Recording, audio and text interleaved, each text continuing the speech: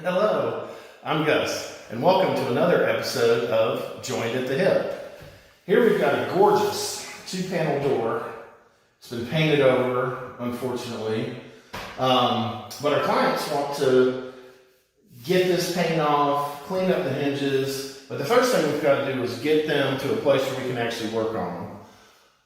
Typically, you pull the pin out to pull the door off the hinges, but in this case, it's a little better since the hinges have been painted so many times to go ahead and take a 5-in-1 or a scraper or even a slotted screwdriver will work and get that paint out of the slotted screw.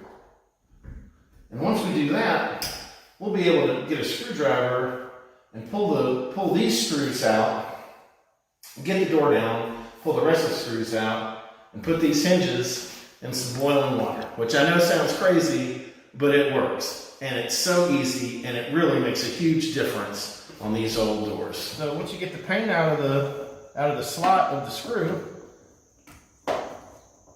some require a little more effort than others, but you'll just be able to unscrew this hinge, pull the door down, get these other screws out, and start your work.